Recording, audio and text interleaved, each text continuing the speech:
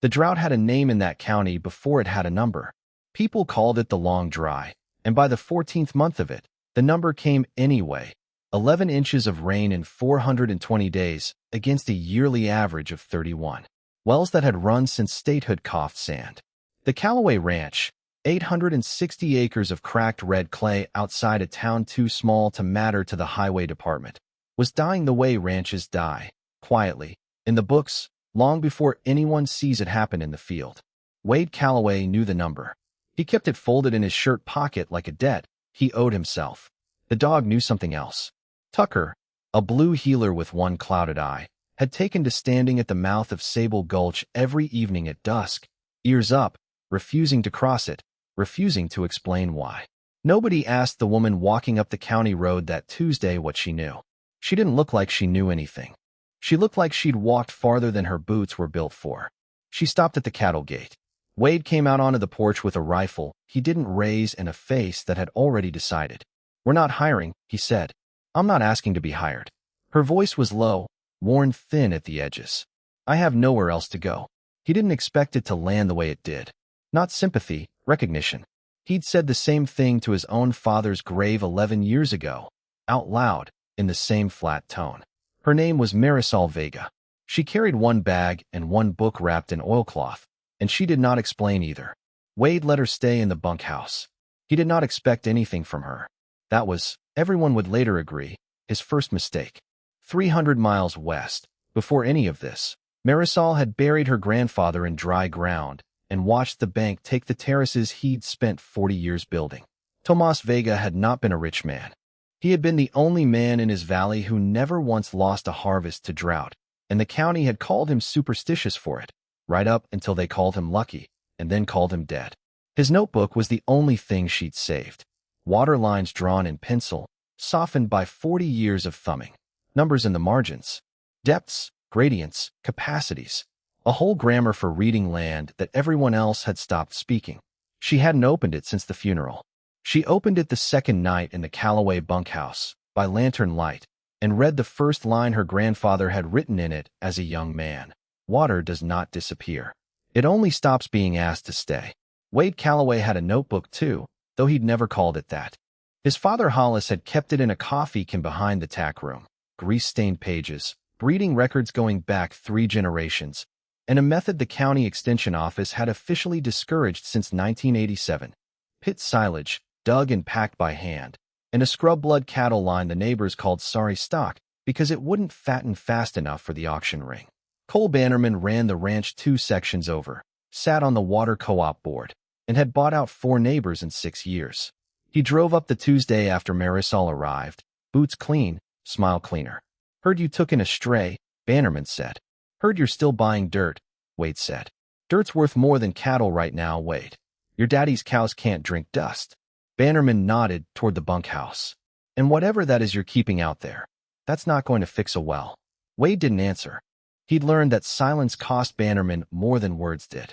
Marisol started walking the land at first light, notebook in hand, counting slope with a plumb line and a length of string.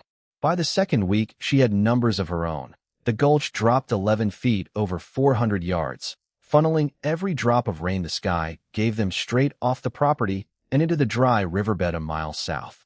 Nothing stayed. Nothing was asked to. She proposed check dams. Small ones, dry stacked stone, staggered down the gulch at 40-foot intervals, backed by a sunken cistern dug at the lowest point, 12 feet deep, lined with clay and rubble, capacity of 19,000 gallons if she built it to her grandfather's proportions.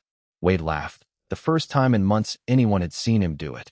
"You want to catch rain that isn't falling. It'll fall," she said. 14 months of drought doesn't mean it stopped raining forever. It means when it comes hard, and this land throws it away in an afternoon. He gave her 2 weeks and told her not to touch anything past the north fence. Her first dam failed in 6 days.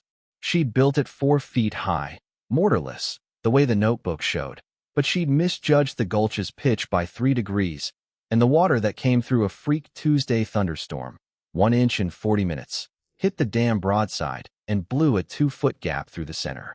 She stood in the mud that night reading her grandfather's diagrams by flashlight until she found her error, underlined twice in his hand. Face the dam into the current, never across it. A wall fights water. A curve persuades it. She rebuilt it curved, keystoned, angled 8 degrees upstream. It held. While she rebuilt, Wade fought his own numbers. Bannerman held the note on $40,000 of feed debt, due in 90 days, and the herd, 61 head of the old scrub line, was down to grazing stubble that shouldn't have supported 30. His father's coffee can notebook told him to trench a silage pit on the north slope, pack it tight enough to exclude air, and bank enough sorghum stalk and prickly pear, spineless cut, to carry the herd through winter without buying a pound of hay. His first pit failed at 11 days, a wet, sour smell, black mold ringing the edges, for tons of feed gone to rot. He'd packed it too loose, left air pockets the size of fists. His father's notebook had a line for that too, scrawled beside a sketch of a tamped floor. Feed that isn't packed tight enough to hurt your back isn't packed tight enough. He dug the second pit by hand with 2 ranch hands and Jesse, his 15-year-old son, all 3 of them walking the layered stock in boots until their calves burned, sealing it under black plastic and 18 inches of packed clay. It held. Bannerman came around twice more that month. Both times he found Marisol stacking stone and Wade packing silage, and neither one speaking much to the other. And both times he left saying the same thing to whoever would listen in town. That ranch is being run by 2 people who don't trust each other, working on 2 things that don't work. He wasn't entirely wrong about the trust. Your dams won't fill a stock tank, Wade told her one evening, checking the cistern's dry, cracked bottom. Your pit won't matter if the herd drowns before it eats, she said, and walked off before he could answer that. She kept a ledger. Everyone on the ranch eventually saw it, pinned to the tack room wall. Rainfall in hundredths of an inch, cistern depth in feet and inches, dam integrity noted daily with a check mark or an X. By the second month, it read mostly zeros, one after another, a long flat line of a county that refused to give her anything to measure. Wade's fodder count grew the way hers didn't. 6 tons banked by week 5, 9 by week 8. The herd, thin but steady, held its weight through weeks the extension office pamphlets said should have started the culling. Jessie started following Marisol on her morning walks, mostly out of boredom, then out of interest. He was the first one on the ranch to ask her a real question. Why stone? Why not concrete, like everybody else does for tanks? Concrete cracks all at once, she said. Stone cracks a little, and you can see it coming. He told his father that line at supper. Wade didn't say anything, but he stopped calling the dams a waste of water that wasn't there, at least out loud. Ash, Marisol's mare, would not cross the gulch floor below the 3rd dam. She'd balk, ears pinned, forelegs locked, no matter how Marisol coaxed her. Marisol logged it in the ledger the way she logged everything. Ash refuses gulch crossing at dam 3. No visible cause. She didn't know yet that the ground there had begun to hollow beneath the surface, water finding old gopher tunnels and widening them, a cave of dry earth 6 feet under the mare's feet that wouldn't show itself until it had to. Tucker still wouldn't cross Sable Gulch at dusk. Wade had stopped questioning it and started, without admitting it to anyone, trusting it. The 81st day of Marisol's ledger showed a number that made her sit down hard on the tack room bench, 0.02 of an inch. Then, for days later, a jump to 1 full inch overnight, the first real rain in 3 months. The cisterns filled to 6 inches. Not much. Enough to prove the shape of the idea. Bannerman drove up the morning after that rain, and for the first time, he didn't smile. Storm's building out past the ridge, he said. Radio says it's stalling over the whole basin. Could be 2, 3 inches by tomorrow night, all at once, on ground this dry. He looked at the dams, then at the silage pit dug into the north slope, close enough to the gulch's floodplain that a man with an eye for water could do the math himself. Both your little projects are sitting in the way of that. Good, Wade said. Bannerman didn't answer that. He drove off shaking his head, but he didn't call it foolish this time. He called it reckless, which was, though none of them said it aloud, a step closer to respect. The storm came in on the 3rd night, not with thunder, but with a low, steady drumming that didn't let up. Marisol was at the cisterns by lantern light within the first hour, watching water climb the stone dams faster than she'd modeled. 4 inches an hour, then 6.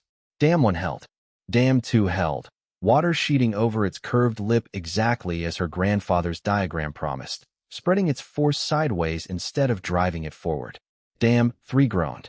The ground beneath it, the hollow gopher-run earth Ash had refused to cross for 3 weeks, gave first as a shudder, then as a 6-foot sinkhole opening beneath the dam's footing, and the whole structure tilted, water punching through the widening gap in a brown, roaring column headed straight down the gulch toward the low pasture where Wade had dug his silage pit. Wade was already moving. Jesse had woken him with the sound of the herd bawling, spooked, bunching against the north fence exactly where the flood line would hit hardest if the pit's plastic seal gave way, and the pressure found the loose-packed edges first. Failed attempt had left buried and forgotten 6 feet from the second, successful one. Marisol ran the fence line in the dark, soaked through, shouting the only warning that mattered. The gap's coming down the gulch. Get the herd off the low ground. Wade didn't ask how she knew. He opened the north gate himself, Tucker driving the herd from the flank without being told, refusing, as he always had, to cross the gulch mouth, driving them instead along the high ridge trail his refusal had marked out for weeks without anyone understanding why. The herd's own weight did what neither of them had planned. 61 had moving hard along that ridge trail packed the loose earth above the old failed pit into something solid, sealing a crack that had been widening under the storm's pressure, the very crack the floodwater was racing toward. The water hit the gap where Dam 3 had stood and found, instead of open ground, the tamped, cattle-packed shoulder of earth above Wade's silage trench. Hardened by 3 months of hoof traffic, Marisol's rotational path had unknowingly guided the herd across, night after night, following the only dry ridge on the property. It held. Not perfectly. The water still spread wide across the low pasture, brown and fast, but it spread instead of driving straight through, losing its force the way Dam 2 had taught it to, dissipating sideways across ground packed too hard now to give way. Bannerman arrived at first light in his truck, headlights cutting through the last of the rain, expecting wreckage. He found Wade and Marisol both waist-deep in the runoff channel below the failed dam, hauling stone by hand, rebuilding the curve before the water could carve the gap any wider. "Get in the truck," he shouted. That whole bank could go. Neither of them moved. He climbed down anyway, into the water, and without a word, without deciding to, without anyone asking him, picked up a stone and set it where Marisol pointed. That was the only thing he ever said about it afterward, told once at the feed store and never again. That he'd stood in 3 feet of floodwater passing rock to a woman he'd called a stray, beside a man he'd been trying to buy out for a year, and it had felt less like defeat than like the first honest work he'd done in a long time. The pit held. The herd held. The cisterns, once the water settled, measured 11 feet 4 inches, the deepest they'd ever been, over 58,000 gallons banked against whatever the next long dry would bring. Marisol found Ash 2 mornings later, calm now, willing at last to cross the gulch floor where the sinkhole had been filled and packed flat by the same herd whose survival her dams had bought. Wade found her at the tackroom wall, adding the final line to her ledger in wet ink. Day 84. Rain, 2.9 inches. Cisterns, full. Dams, held, except 3. Held anyway. He looked at the number a long time. "Your wall didn't hold," he said. "Your cattle did," she said. He nodded once. That was all either of them offered the other, and it was enough. A ranch does not get rebuilt by one hand, and it does not get rebuilt by one method. It gets rebuilt by 2 people who doubt each other just long enough to build something neither of them could have built alone, and it holds, in the end, not because it was built to fail nowhere, but because it was built to fail somewhere small and survive somewhere large.